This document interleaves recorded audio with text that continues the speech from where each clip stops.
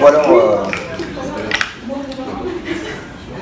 pour commencer, en fait, je pensais faire une institution super positive, et puis en fait, quand j'ai appris que certains ont été attirés avec des gâteaux,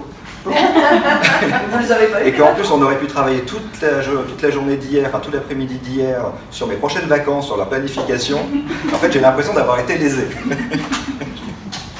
Non, en fait, plus sérieusement, qu'est-ce que je peux dire sur l'exercice d'hier? Donc on a travaillé tout l'après-midi à 3. On a en fait analysé avec la méthode qui est proposée un projet qui est en fait le premier projet financé par le consortium Biocontrôle, qui est un projet, disons, de complexité intermédiaire, où il y a quand même pas mal de petites subtilités de partenariat. Donc c'était, pour moi, une bonne façon de voir en fait ce que la méthode était capable de gober en termes de complexité, notamment organisationnelle.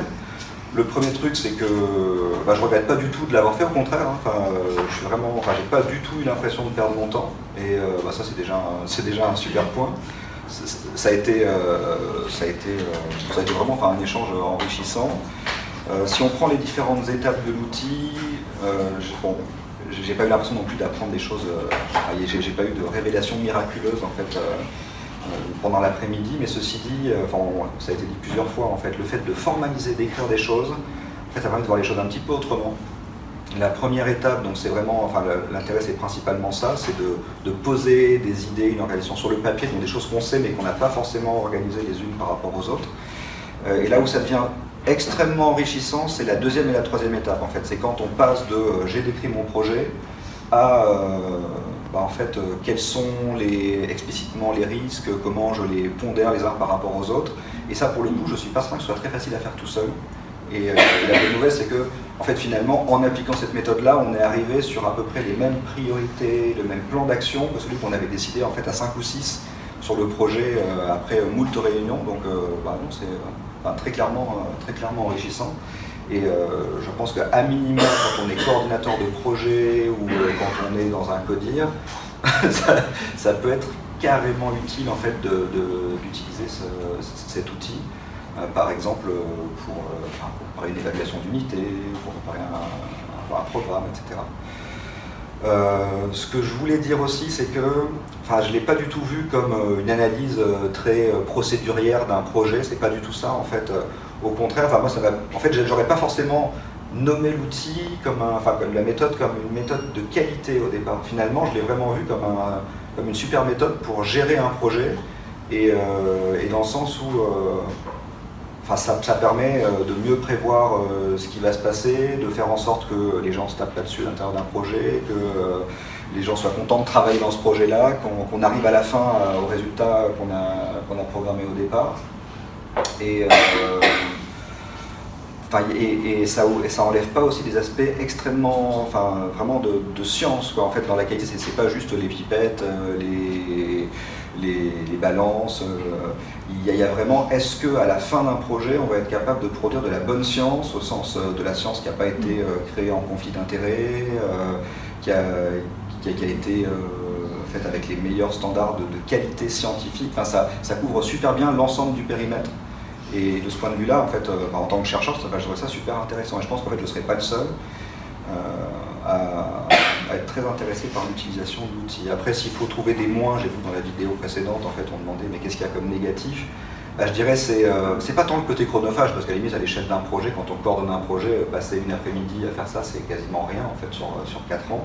C'est plutôt en fait notre capacité à de façon très réactive mobiliser l'outil. Par exemple, si on en a besoin pour préparer un projet ANR, là c'est assez compliqué parce que quand on est dans le rush de je prépare mon projet, trouver une demi-journée pour utiliser la méthode et surtout planifier un rendez-vous avec quelqu'un qui va être capable d'être son interlocuteur pour l'outil, là je vois potentiellement une difficulté. Après pareil, donc c'est aussi qui peut effectivement assurer le déploiement, parce qu'il y a quand même une certaine maîtrise, je trouve, pour arriver à faire parler un chercheur sur n'importe quel thème, un chercheur ou n'importe qui d'ailleurs, sur un thème, ça nécessite quand même, je pense, un peu de pratique. Donc je vois potentiellement la lourdeur dans ce sens-là, mais pas du tout la lourdeur de la méthode elle-même. Puis écoutez, je crois que c'est à peu près ce qui me vient en tête. Maintenant, si ça évoque des questions, tant mieux. Est-ce que les risques qui ont été décelés par la méthode, tu les avais vus avant? Tu aurais pu t'en rendre compte sans la méthode? Alors, il y a certains types de risques qui n'ont pas été forcément ceux que j'ai trouvés les plus critiques, mais il y a certains types de risques que j'avais pas du tout vus, parce qu'il y avait des pans entiers en fait de la programmation du projet qui n'étaient pas, qu'on n'avait tout simplement jamais discuté. Donc c'était difficile de dire d'ailleurs ce que pouvaient en penser les autres partenaires. Je pense pas que ce soit les plus critiques, mais enfin ceci, ça m'a quand même ouvert l'esprit les yeux sur un certain nombre de questions. Après, là où ça, je trouve, était super utile, c'est dans la façon de pondérer, d'analyser les risques. En fait, je m'étais jamais posé pour essayer de prioriser, de réfléchir sur le degré d'importance, le degré de complexité de mise en œuvre de solutions pour faire face à un risque ou une opportunité d'ailleurs. Et cette étape-là, j'ai trouvé super intéressante parce que ça oblige vraiment à objectiver quelque chose qu'on a un peu en tête comme ça.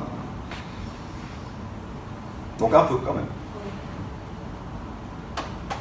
Et tu penses que ça t'a fait gagner du temps?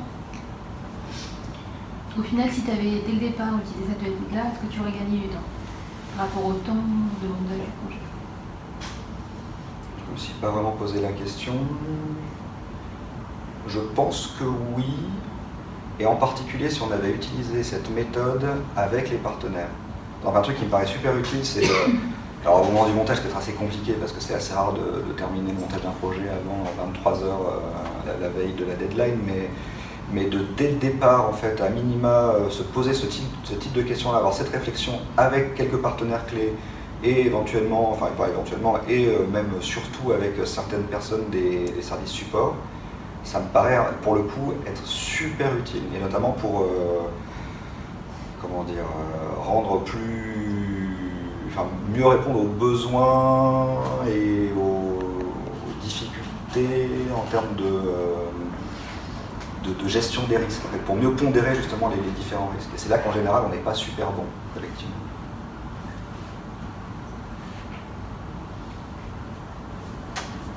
D'autres questions? Merci beaucoup. Merci à vous.